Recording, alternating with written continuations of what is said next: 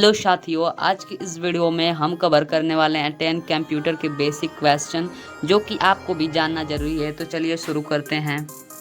तो पहला प्रश्न है, कंप्यूटर के आविष्कारक कौन है? जो कि मतलब यहाँ पर आपको 4 ऑप्शन दिया हुआ है और इसमें से पूछ रहे हैं कंप्यूटर के आविष्कारक कौन है, जो कंप्यूटर की खोज किए थे या बनाए थे उन्हें।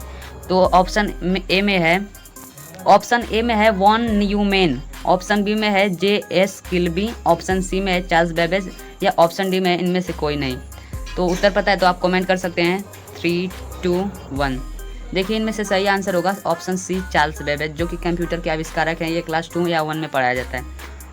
अब चलिए दूसरे क्वेश्चन की तरफ बढ़ते हैं। यहाँ पर दूसरा क्वेश्चन है, सबसे पहला कंप्यूटर का नाम क्या था? सबसे पहले जो पहला कंप्यूटर था उस कंप्यूटर का नाम क्या था? तो देखिए सब यहाँ पर दिया हुआ है, ऑप्शन आपको 4। ऑप्शन ए एथरीज, option B ENIAC, option C टेंडी या ऑप्शन डी नेविला। यदि इनमें से आपको उत्तर पता है तो कोई भी तो कमेंट कर सकते हैं। यहाँ पर 3, 2, 1। गाइस जो पहला कंप्यूटर था उसका नाम था एनिएक, जो कि मैं क्लास 2 में पढ़ा हूँ तो मुझे लर्न है। तो मैं 100 आंसर करता हूँ। देखिए ऑप्शन बी एनिएक जो होता है वो पहला नेम था पहला कंप्यूटर का। ऑप्शन यहाँ पर क्वेश्चन 3 की तरफ हम बढ़ते हैं। चलिए यहाँ पर क्वेश्चन 3 दिया हुआ है, आधुनिक कंप्यूटर की खोज सर्वप्रथम कब हुई? जो आधुनिक कंप्यूटर की खोज आधुनिक समय में हुई है वो कब हुई है? तो यहाँ पर देखिए 4 ऑप्शन आपको दिए गए हैं पहले की तरह। ऑप्शन ए में है 1949, ऑप्शन बी में है 1951, ऑप्शन सी में है 1946 या ऑप्शन डी में है 1947। उत्तर पता है तो कमेंट कर सकते हैं। तो 3, 2, 1 टाइम इज खत्म।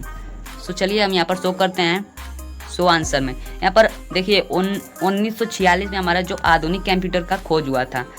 चलिए चौथे क्वेश्चन की तरफ बढ़ते हैं। यहाँ पर चौथा क्वेश्चन है, कंप्यूटर के क्षेत्र में महान क्रांति कब से आई? जो कंप्यूटर के क्षेत्र में महान क्रांति कब से आई है? तो यहाँ पर सन दिया हुआ है, यहाँ पर साल दिया हुआ है, आपको यहाँ पर बताना है। तो देखिए ऑप्शन ए में 1977, ऑप्शन बी में सन 2000, ऑप्शन सी में 1955 या ऑप्शन डी में 1960। उत्तर आपको पता है तो कमेंट कर सकते हैं। यहाँ पर आपको 3 सेकंड का टाइम दिया जाता है। वीडियो को पॉज करके कमेंट कर लीजिए और मेन बात यहाँ पर आप अपने नोटबुक पे इसे नोट कर सकते हैं। नोट करने से आपको लर्न भी रहेगा। 3, 2, 1 टाइम यहाँ पर देखिए खत्म हो चुका है एंड हम चलिए आंसर को शो करते हैं। तो देखिए यहाँ पर 100 आंसर कर दिया मैंने। 1960 था उस समय कंप्यूटर के क्षेत्र में महाक्रांति आई हुई थी, आ गई थी 1960 से। क्वेश्चन नंबर 5 है, कंप्यूटर का हिंदी नाम क्या है? जो कंप्यूटर है वो इंग्लिश नेम है, लेकिन हिंदी नाम उसका क्या है? तो यहाँ पर देखिए दिया हुआ है, ऑप्शन ए गणना करने वाला, ऑप्शन बी संगणक, ऑप्शन सी हिसाब लगाने वाला या ऑप्शन डी परिगणक। देखिए जो कंप्यूटर का पहले हम यूज करते थे वो पहला कंप्यूटर था अबेकस नाम से, जिसे हम गणना करने वाला कहते थे, जिसको बस गणना करने के काम आता था। तो इसलिए यह ऑप्शन में दिया है गणना करने वाला। लेकिन कंप्यूटर को मेनली हम लोगों ने स्टार्टिंग में गणना करने के लिए ही, कैलकुलेशन करने के लिए ही आविष्कार किया गया था। लेकिन बाद में आते आते आधुनिक समय में यहाँ पर बहुत सारा इसमें आविष्कार हो चुका है। तो देखिए 4 ऑप्शन है, आपको पता है तो कमेंट कर सकते हैं एंड इसे मेन आप नोट कर सकते हैं, क्योंकि कंप्यूटर इन हिंदी में लोग पूछते हैं कि कंप्यूटर का हिंदी क्या है। तो मैं आपको बता देना चाहता हूँ कंप्यूटर का हिंदी होता है संगणक, जो कि ऑप्शन बी में यहाँ पर आपको दिखाई दे रहा है। संगणक जो है कि कंप्यूटर की हिंदी होता है।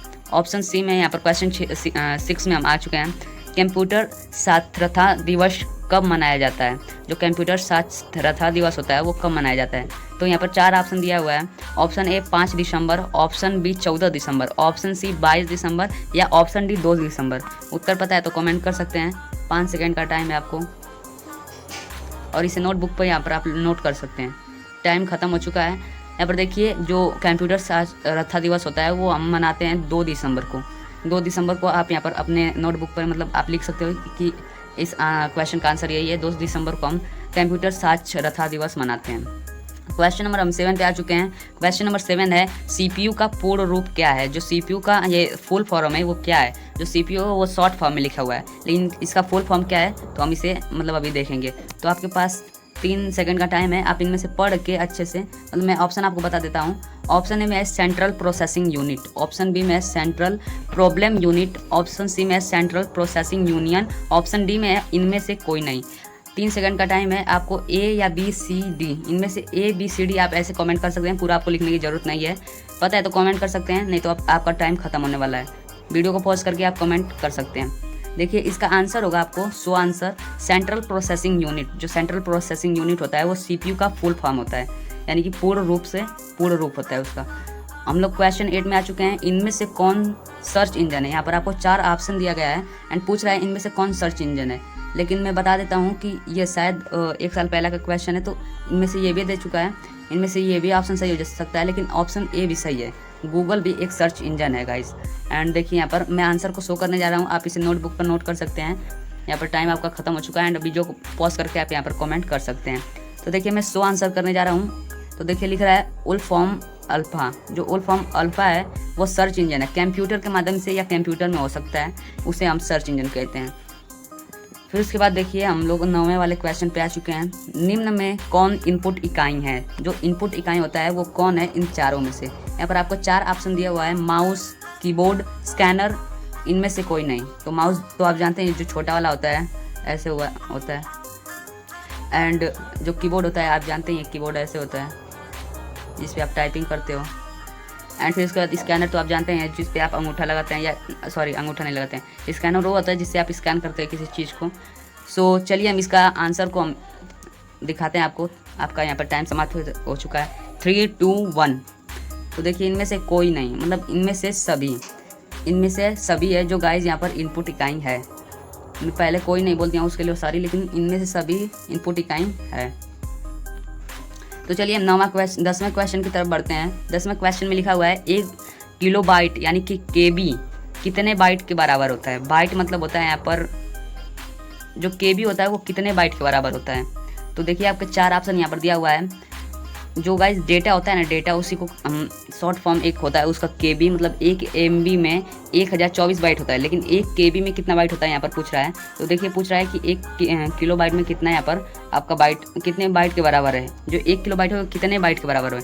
तो हम यहाँ पर आपको बता देना चाहते हैं कि जो 1 किलो बाइट होता है वो 1024 बाइट के बराबर होता है। ये जो आंसर आप देख रहे हैं इसे आप अच्छे से नोट कर लीजिए, ये बहुत ही महत्वपूर्ण क्वेश्चन है। एंड फिर उसके बाद देखिए हम 11वां क्वेश्चन आपको बोनस के तौर पे पढ़ा देते हैं कि 1 मेगाबाइट यानी MB कितने बाइट के बराबर होता है। जो MB होता है वो कितने बाइट के बराबर होता है। तो MB गाइज यहाँ पर 1024 KB के बराबर होता है। देखिए पहला आंसर जो आपका सही हो चुका है। और फिर उसके बाद हम चलिए 12वां क्वेश्चन देख लेते हैं। इसमें पूछ रहा है कि 1 गीगाबाइट यानी कि 1 GB बराबर कितना बाइट होता है, कितने बाइट के बराबर होता है। तो 1 गीगाबाइट आप यहाँ पर कमेंट कर सकते हैं। मैंने यहाँ पर 3 क्वेश्चन आपको बता दिए कि देखिए 1 KB बराबर होता है 1024 बाइट, 1 MB बराबर होता है 1024 KB और 1 GB बराबर है यहाँ पर आपका हो जाएगा 1024 MB। ये पूरा इसका समझ लीजिए कि जनरेशन चल रहा है कि जैसे इसके बराबर 1024 ये होगा, इसके बराबर 1024 ये होगा। बस आपका यहाँ पर जो फर्क रहेगा KB में MB में ऐसे ही फर्क रहता है, 1 GB में, फिर उसके बाद उसके आगे भी होता है, ऐसे ही करके। तो आशा करते हैं कि यह वीडियो आपको अच्छी लगी होगी। अच्छी लगी हो तो लाइक शेयर सब्सक्राइब कीजिएगा। मिलते हैं नेक्स्ट वीडियो में किसी नए क्वेश्चन के साथ। तब तक के लिए जय हिंद, वंदे मातरम। पढ़ते रहिए।